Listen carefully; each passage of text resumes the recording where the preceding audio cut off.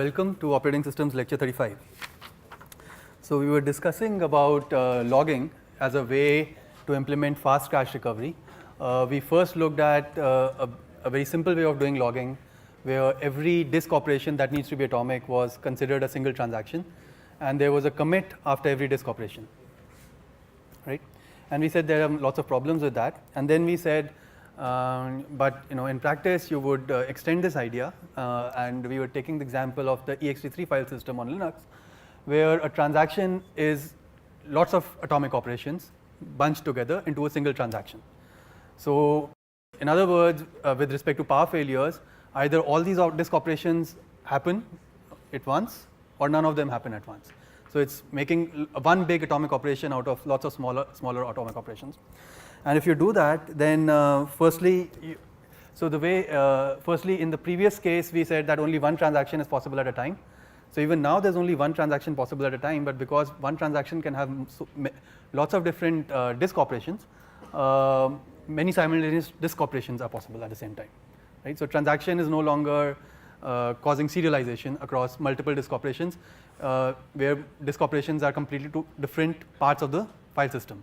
Of course, if the disk operations are to the same part of the file system, then there is in-memory locking to ensure that there is no concurrency problem that we have discussed already, right? So there is buffer level locking to ensure that there is no atomicity violation by concurrent accesses to the same block.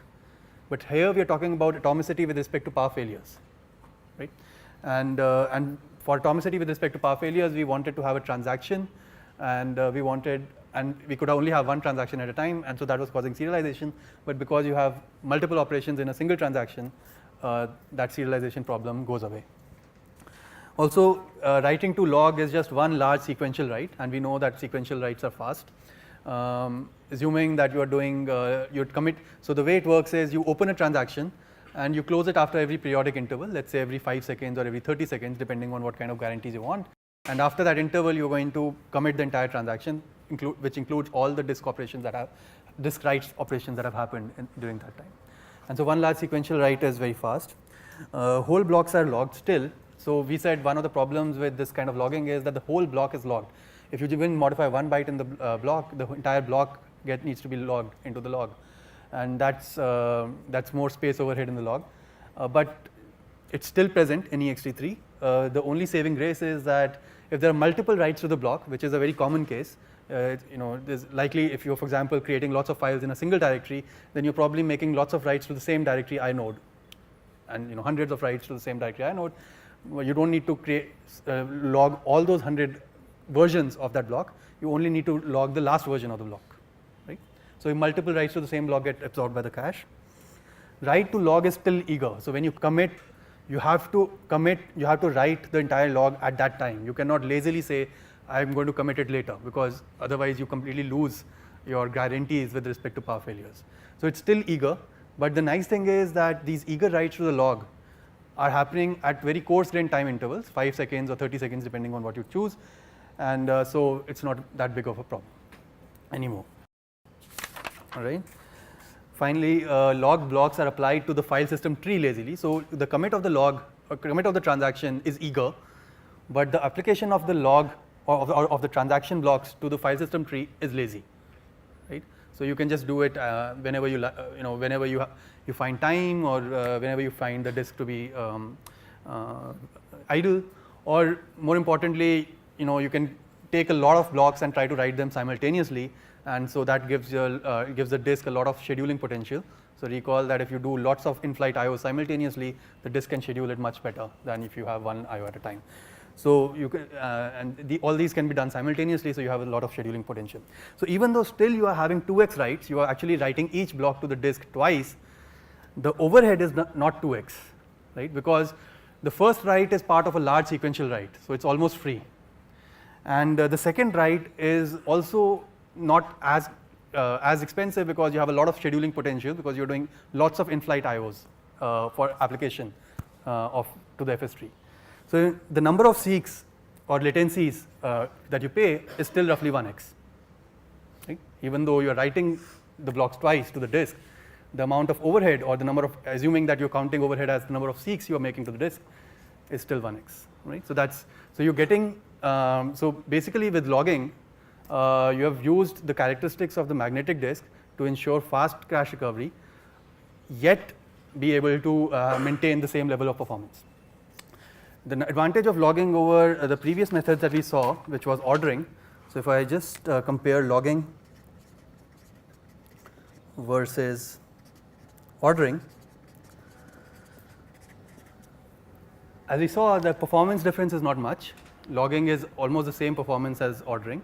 In fact, it's a little simpler. You don't have to worry about.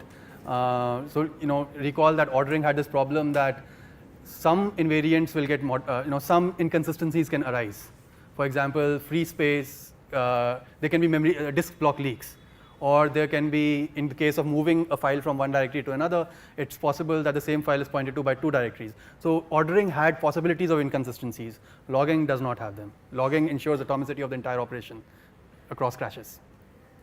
Also, the other biggest advantage is basically recovery. At recovery time, you don't need to do a full global file system scan. Right? Recall in the ordering case, to check my invariants, I had to actually traverse the full file system in a global way, and that was becoming very expensive. And we said it can take an hour for the sizes of disks that we have today, which is hundreds of gigabytes to 1 or 2 terabytes. It can take up to hours to do this, and that's becoming very impractical as we go along. But logging does not have this problem. Right? You don't have to do a global file system scan. Right? What do you need to do to recover from a crash? You need to scan the last few transactions in the log, right? And see which of them have not yet been applied to the disk. Right? So we're going to look at how exactly the crash recovery works, but you can already see that you don't need a global operation. All you need to look at is the last few blocks of the log. Yes, question. Does log exist in the file system? Does the log exist in the file system? Yes, I mean log is a structure on disk, and that. Yeah, you can consider the log as a separate file in the file system, but I mean it has special semantics. It's not it doesn't have the same semantics. So, for example, the user cannot see the log. Right? So, user cannot read or write directly to the log. The log is basically being written by the system, by the kernel. Sir, I am actually asking this because suppose something gets corrupted while writing to the file system structure. So, can we still access the log to recover from that? So depends on. So the question is, if something gets corrupted while you are writing to the file system structure, can we recover it by using the log? So yeah, I mean in general yes, but I mean depends on what kind of corruption you're talking about. Right?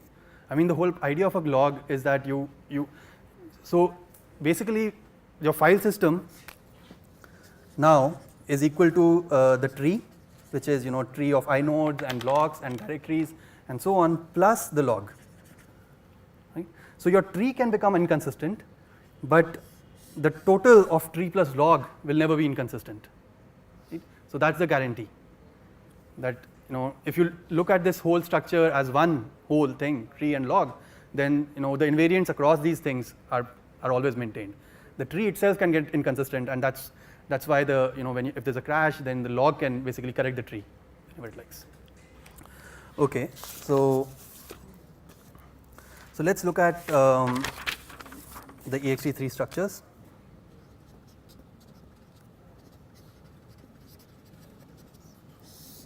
So there is an in-memory write-back buffer cache or block cache. Right? We already know this, we have seen this. This was present even without logging. You basically have a buffer cache which you need and needs to be write back for performance. You have now an in-memory list of blocks to be logged per transaction.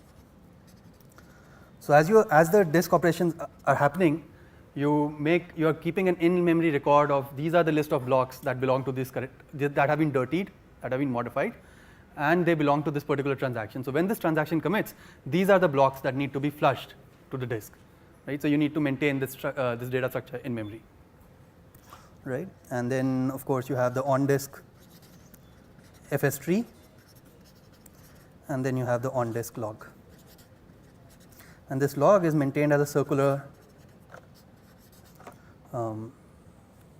circular buffer, because the log cannot keep growing infinitely. So you basically just wrap around the log, and you also keep freeing the log as you apply the log changes to the file system tree. We're going to see how. Okay, so let's look at the ext3 log. So ext3 log, let's say if I draw the ext3 log, this is my this is not my disk, this is my log on the disk.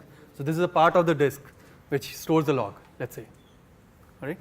And the log has, let's say, the 0th block in the log is the logs superblock. So this superblock is different from the file system superblock. This is the logs superblock. By superblock, I basically mean that it contains meta level information about the log, right? For example, where does it start, right? So this will contain, start offset and a sequence number. The sequence number indicates what's the sequence number of the current of the transaction that's the first transaction at the start offset, right? So the idea is that you maintain a global sequence number, and each time you close a transaction, you increment the sequence number for the next transaction. So one after another, each transaction will have a new sequence number, right? So this is basically pointing somewhere here, the start offset, and you can find the log starting here, right? And anytime you reach the end of this area, you wrap around like this. Okay, all right. What does the log have? The log has two types of blocks: descriptor blocks and data blocks. So descriptor blocks basically say that the next block, so it just describes the next block, for example, or the next few blocks. Basically says the next few blocks are for the next few data blocks are for block numbers x, y, z, and so these are the data blocks. So for example, you can say here's a descriptor block which says number 10, number 100, and so on, and then after that you have the blocks, the respective blocks, the contents of the respective blocks. Right? So there are two types of blocks. There's a descriptor block and there's a data block. The data block contains the full data, and the descriptor block describes what data it contains. Are the descriptor blocks similar to inode in structure? No, not at all. Descriptor blocks are just something specific to the log, which just says that, so basically the log contains all the dirty blocks, right, that need to be applied to the file system. So the descriptor block just says that these are the next few blocks are data blocks, and these data blocks are the contents of block numbers x, y, z. So you know exactly where to apply these blocks. That's all. Okay. So the descriptor blocks contain information like block number. All right. So which block it is? We already discussed this. It also contains information about sequence number. And we're going to see why it needs it. So every descriptor block contains a number which says which transaction do I belong to. Right? So this sequence number is the same as the sequence number in the block, and we're going to see why it's needed. Why do we need a copy of the sequence number in the descriptor block? And finally, we have something called a magic number. By magic number, it basically means that there's some number there which says that yes, it is a descriptor block. It's some identifier. So it's not some random block. It is if the magic number is present, you can be sure that it's your log block. It doesn't have any garbage in it. Right? So it's just an identifier which says it's a block of ext3 log. And so in general, the magic number is used in many different places, and the purpose of a magic number is to identify or to disambiguate a valid block or a valid piece of data from completely garbage data. Okay. And then, so there's descriptor blocks, there's data block, and then there is a commit block. Right? It basically says that at this point, this is where whether the transaction committed or not. Right? And the commit block contains, once again, it contains the magic number, and it contains the sequence number of the transaction that it commits. Okay. So just to review, how does the syscall work? It basically says, let's say I wanted to make a disk write, so I'll say h is equal to start. This is like start transaction as we had discussed last time, or start operation as we had discussed last time. Then you're going to say, get h block number. To indicate that you are dirtying these blocks, you're going to write to these blocks, and then you're going to say stop h. Right? So this is how you basically say that this operation should be made part of the current transaction, and this operation should be atomic with respect to crashes. Right? So it's basically so all you have to do is basically look at areas where you're doing multiple disk writes, and identify points where you want to say that these multiple disk writes should be atomic with respect to crash failures, and then you put a start and a stop around them. Right? One simple thing to do could be that you put a start and a stop around at the start of a system call and at the end of the system call always. That's one safe option to do also. Right? So this has a lot of similarity with transactions as we have discussed earlier. Right? You say begin transaction, end transaction, and it's this runtime system that takes care of what are the things that you modified and whether they were in conflicts or not, etc. Similar thing here. Right? Because they're transactions, they're not locks, you don't have to worry about fine-grained versus coarse-grained, you don't have to worry about deadlocks and things like that. Right? So you will get all the advantages of transactions. All right. Okay. All right. So let's see. These transactions. So here also, like, multiple transactions can execute at the same time, and then it later checks whether there is some discrepancy and reverts back. So the question is, in these transactions, it's possible that multiple transactions are happening at the same time, and if there's a discrepancy, then you roll back. Notice that these things here are not what I'm calling transactions. These are the terminology I'm using for these are atomic operations. And there are multiple atomic operations that can go on concurrently, and they're all part of a single transaction. Right? Atomic operations do not have any conflicts with each other. So we are not talking about, so one atomic operation and another atomic operation, as long as they're touching different buffers, have absolutely nothing to do with each other. But we want to make sure that they are atomic with respect to crash failure. So here atomicity is not with respect to each other. Here atomicity is with respect to power failures. Right? So and so you can so the way you deal with it is different. So now you put you allow these atomic operations to execute concurrently, but you put them all in a single transaction, and that transaction is made atomic with respect to power failures. That's what you're doing. Okay. All right. So let's see how what happens on a crash. Okay. So it may interrupt last transaction. While it was writing, let's say the transaction has decided to commit, it's writing the transaction to the log, and before it could write the commit log, the power went off. So that's possible. All right. So it's possible that you have many full transactions. When you recover at recovery time, you see many full transactions and one partial transaction in the log. Right. Okay. Also, you may see that the FS tree has been updated partially. Right.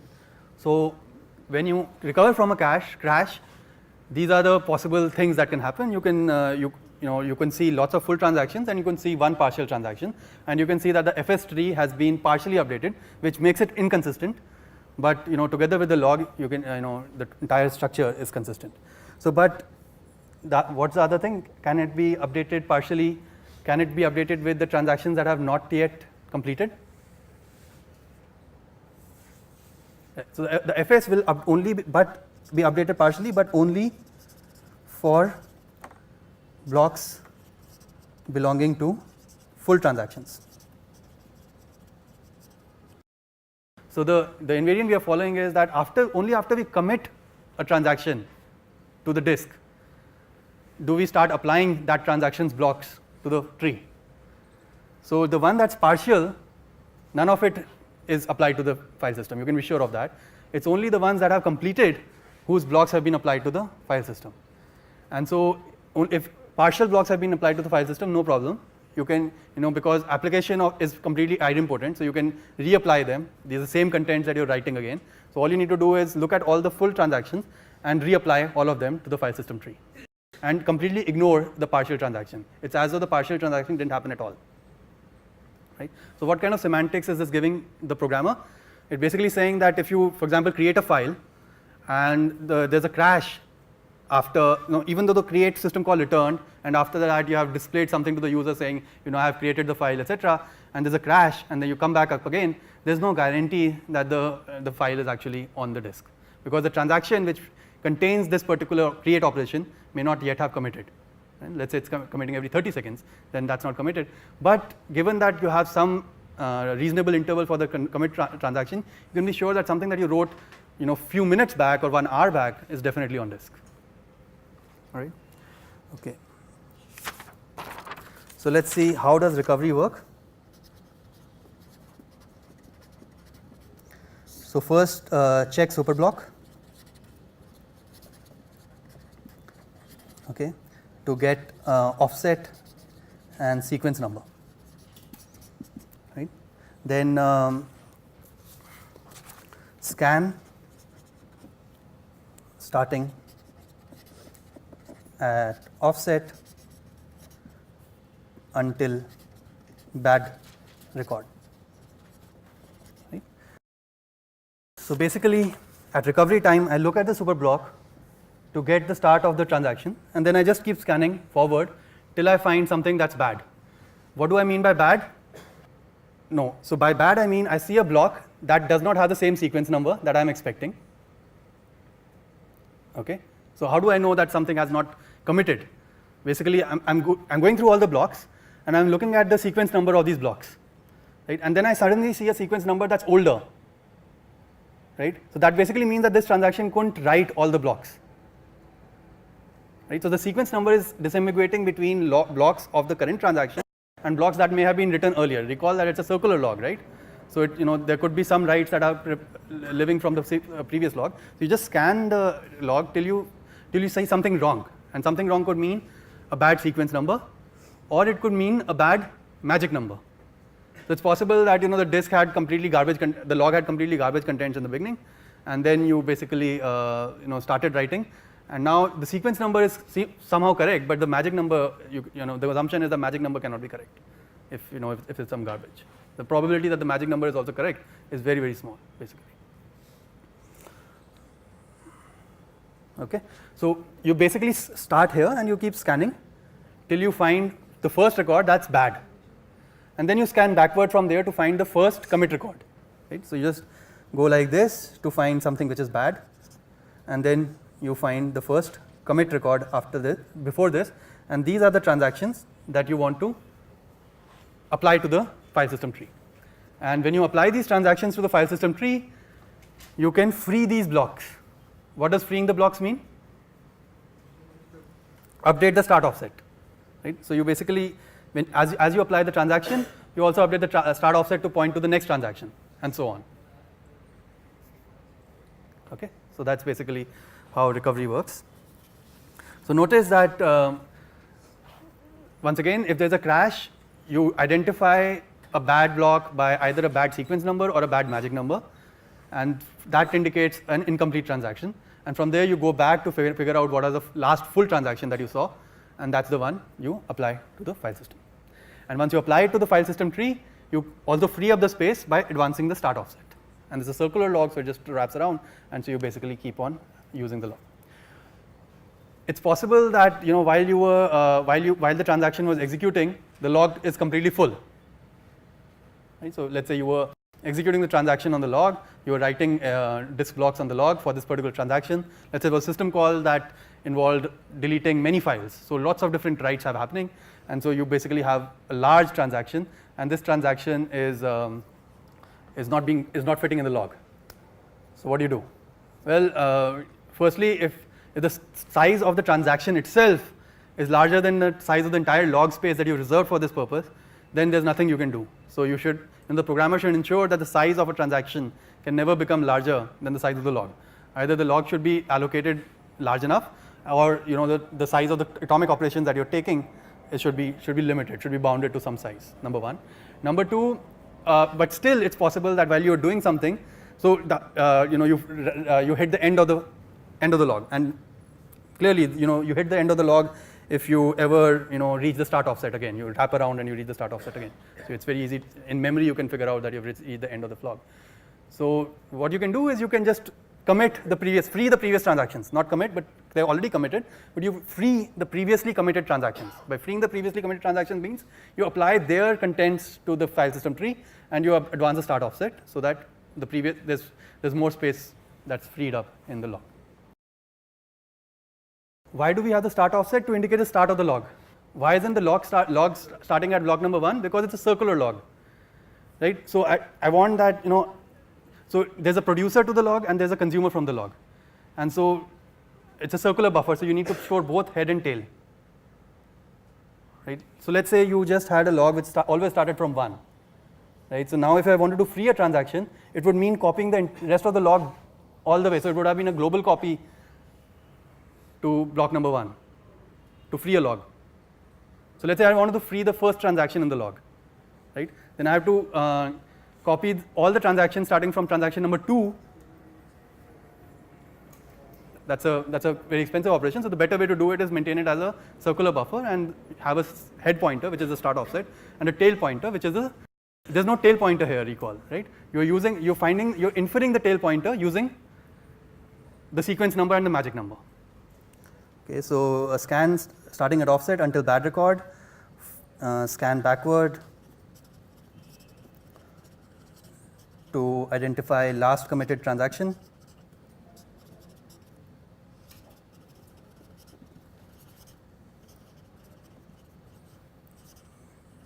Or this is a full transaction. This must be a full transaction, and then you can apply those transactions and completely discard the last transaction. Okay. Also, even without recovery, there should be an asynchronous thread that's freeing up space from the transaction log, right? The asynchronous thread works similarly. It starts at the start offset and looks at the first transaction. So how does the asynchronous thread work?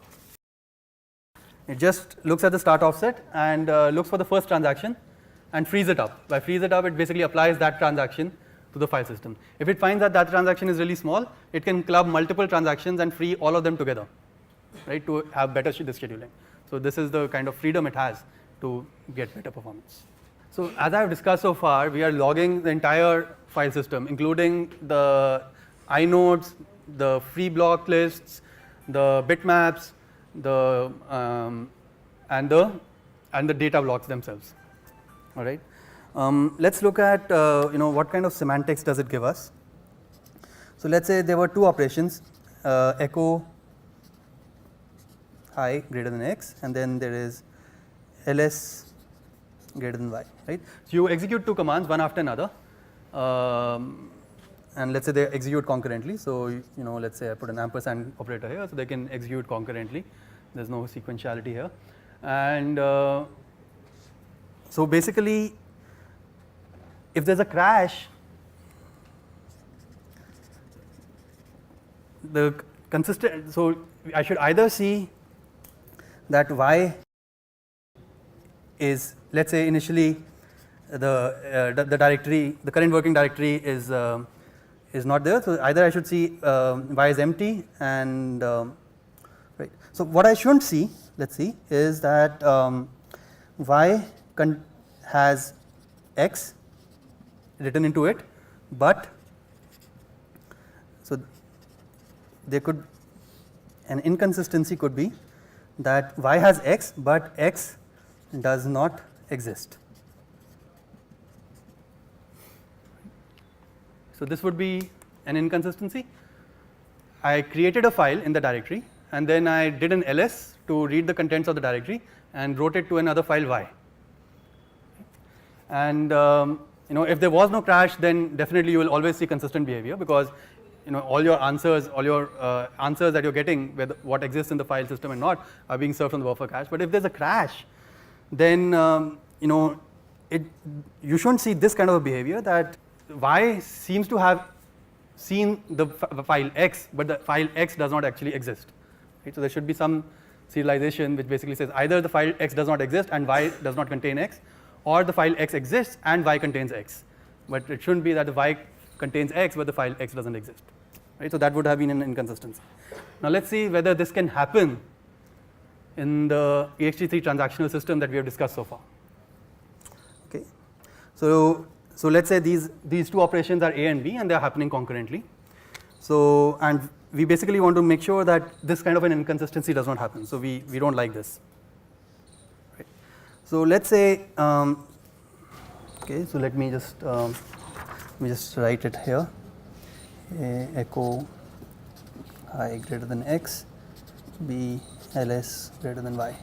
So let's take cases. If A and B belong to same transaction,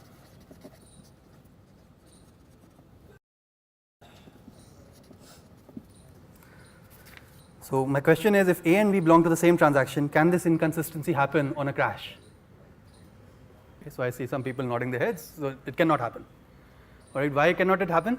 Because if they belong to the same transaction, either the transaction would have committed, in which case you would see high in x and x in y, or the transaction wouldn't have been committed, in which case you won't see either. So you will never see this inconsistency, right? Either the transaction would commit, in which case you will see both the updates, or the transaction will not commit, in which case you will not see any of the updates. It won't happen that one of the updates is seen and the other is not seen. So if they belong to the same transaction, there's no problem. Let's say case 2, A in T1 and B in T2, where T1 commits before T2, right? So A is in T1 and B is in T2. So in this case, you write, so if the crash happens, it's possible that T1 has committed but T2 hasn't committed, in which case what you'll see is that the file X has been created, but the file Y hasn't been created at all, right? So that's also fine. Right? So there's no inconsistency of this type, that Y has been created and it seems to have X, but X does not exist. So that's also not a problem at all, right? So basically, if A is in a transaction T1 and B is in a transaction T2, there are a few things that can happen. Either at the crash time, none of them have committed, in which case none of these updates have happened, or it's possible that both of them have committed, in which case both of the updates have happened, or it's possible that T1 has committed and T2 has not committed, in which case A's update has happened, but B's update hasn't happened, in which case the Y hasn't been even written to the file system.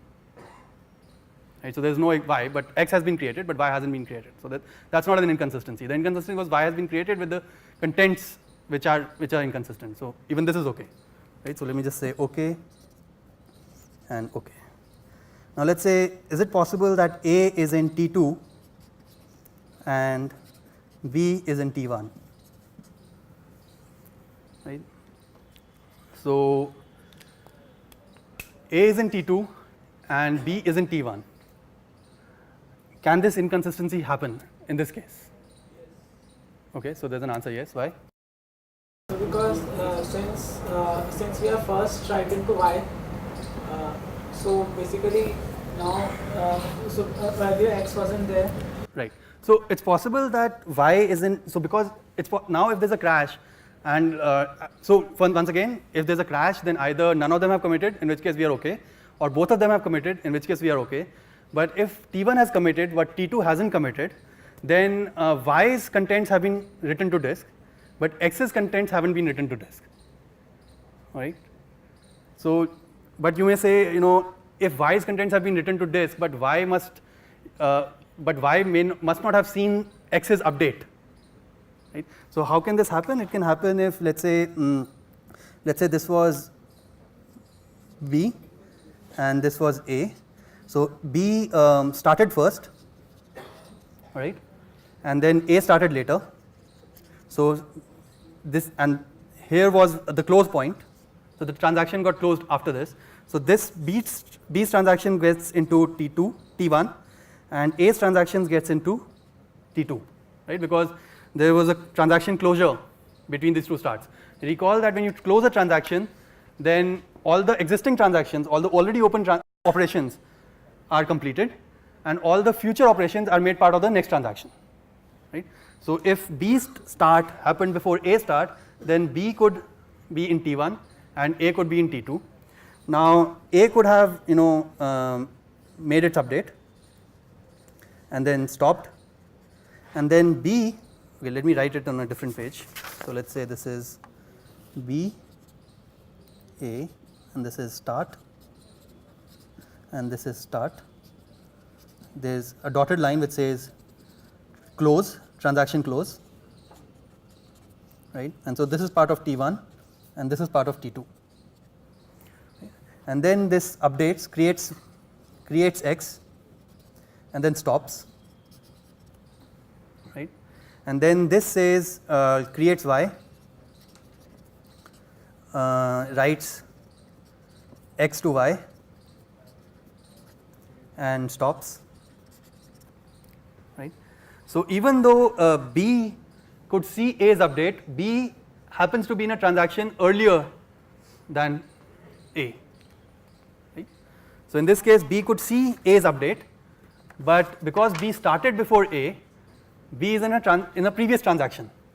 So now it's possible that at this point I commit T1 and you will see the file Y containing the contents X, but because T2 hasn't committed, you don't see X in the file system, so you see an inconsistency, and so it's possible that this happens. So the question is, in this case we are running two transactions simultaneously. So recall, let's look at what does a transaction mean in the ext3 sense. A transaction means that only one transaction is open at any time. All operations that have started at this point get assigned to the current transaction, right? Then you close the transaction. At some point you decide I have closed the transaction. So all operations that start after this will start in the new transaction. But we don't close until all the operations in that transaction are closed also. No, so by close I don't mean commit. So there's a difference between transaction closure and transaction commit. So I have to decide some point where I can commit the transaction, right? Close the transaction. Right. So let's understand this. So let's say I close the transaction, and so there's possible that some ongoing operations. So what you are suggesting is that when you close the transaction, you don't take any new operations, and you wait for all the existing transaction operations to finish. So sir, I'm saying suppose an operation has begun in current transaction, like in this case we have taken start from B. Okay. So we want to close that transaction until we get stopped for that. But let's say then A starts. Let's say I wait for the transaction to close till here, and then this transaction starts. So this transaction becomes part of this existing transaction, but this can continue forever, right? So let's say there are lots of disk operations happening. So I'll never get a chance to close the transaction, right? So the idea was that I just decide that I have closed the transaction, and then all the future operations become part of the next transaction.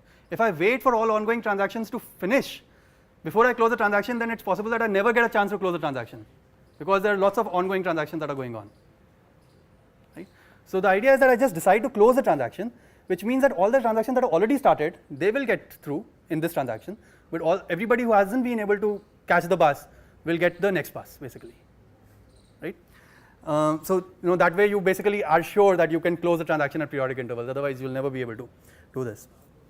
So to avoid this consistency, you basically add one more rule to this, that you don't start ops of next transaction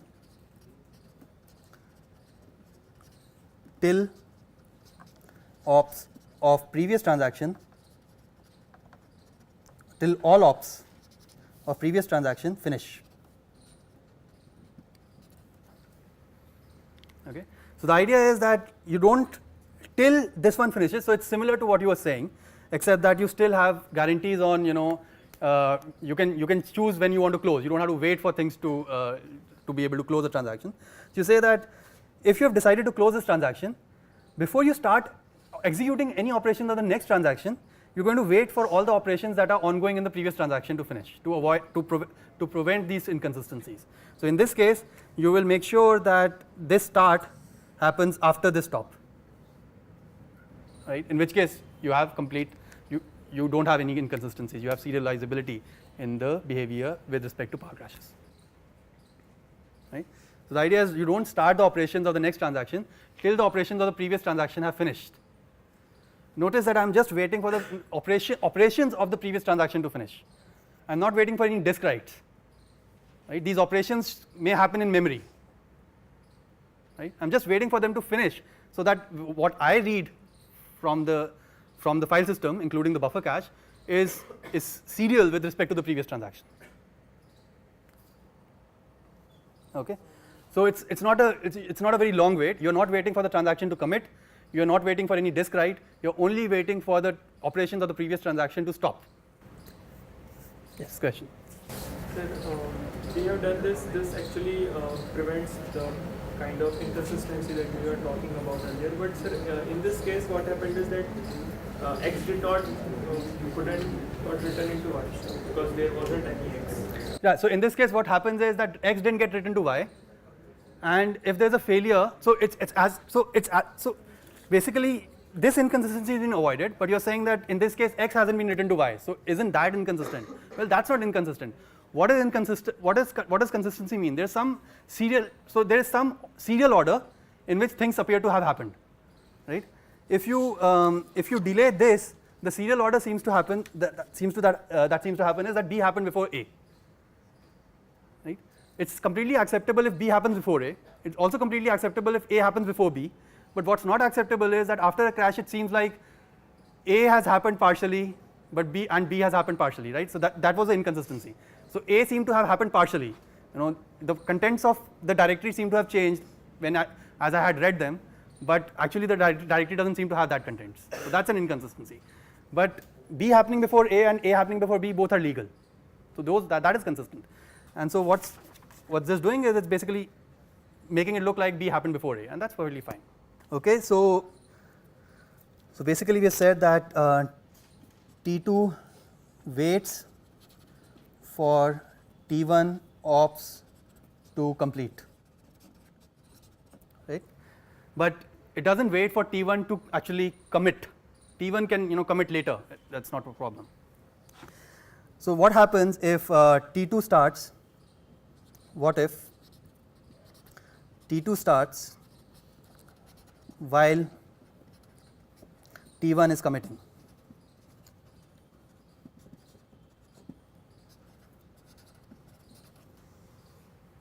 Right. So T1 is committing to the disk and T2 has started its operations. Okay. So what is some bad thing that can happen? Well, in this case, what can happen is you have decided that you're going to write this buffer to the file system tree, and that buffer basically to the log actually. So let's say there's some buffer B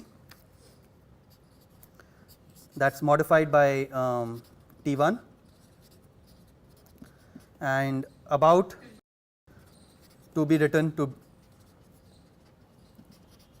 log. But before it is written to the log, T2 modifies B. Right? So if you're allowing T2 to start running before T1 has actually committed, then it's possible that a buffer that was dirtied by T1 is again modified by T2. And so what can happen is that if T2 modifies B here, then what gets written to log is the contents of T2, which include T2's modification. Right? Let me just rephrase it. So let's say T1 modified B.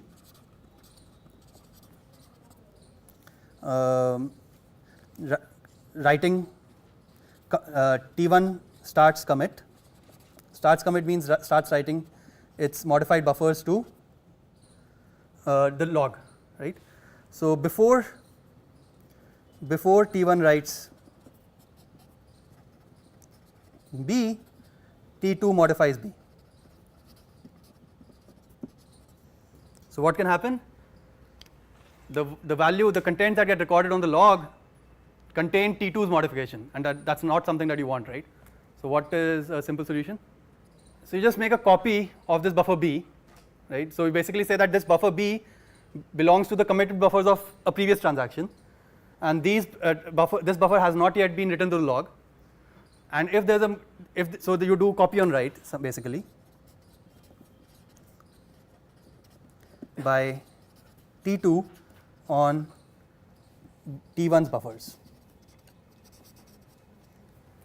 So if T2 tries to write to a buffer that belongs to T1 and has not yet been written to disk, you make a copy of it, right?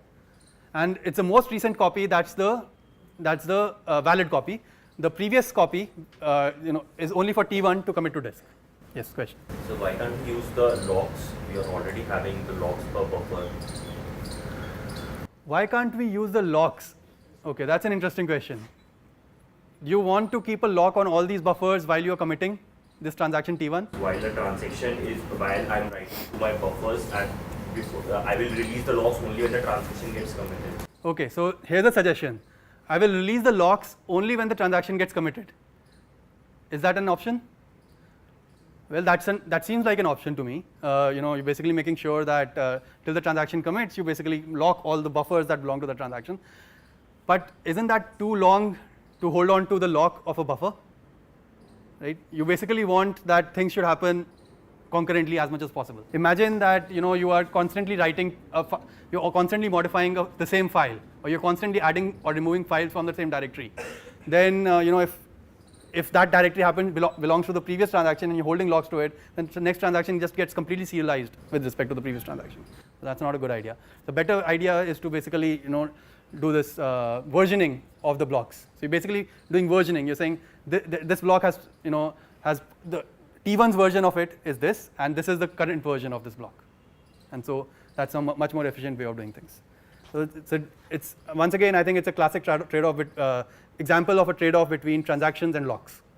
Right? Here transactions provide more concurrency and yet come at a very small cost, right? Because here transactions involve disk accesses, so doing this figuring out of what needs to be copied, etc. is possible.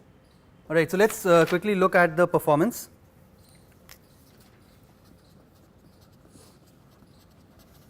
Of ext3. So let's say I create 100 small files in a directory.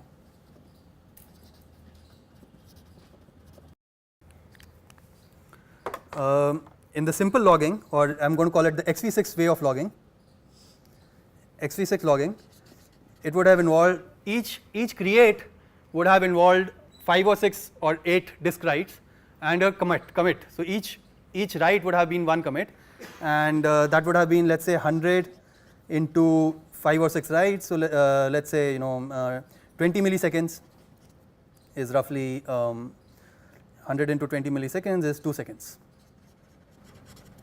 Right? Is that right? Yeah. Okay. And but with ext3, all these 100 small files creation happens inside memory, and then there is one sequential write. That's 10 milliseconds.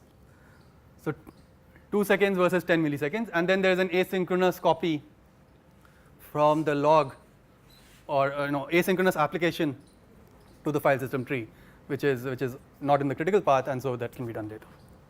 So it's much faster in that sense. Also, I say one sequential write, but you may want to do actually 2 sequential writes. One sequential write for writing all the blocks in one go, and then after they have been written, then you write the commit record after that. You don't want the disk to also schedule the commit record, right? You don't want the disk to reorder the commit record with respect to the other data blocks. If it does that, then you have a very bad situation. The commit block has been written, but the data blocks haven't been written. So you first give the disk all the data blocks to be written and the descriptor blocks. After they have been written, the disk says I have written them, then you give him the commit block. And so maybe 2 revolutions there. Okay, let's continue this discussion or finish this discussion next time, and I'm also going to discuss security and access control next time. Okay.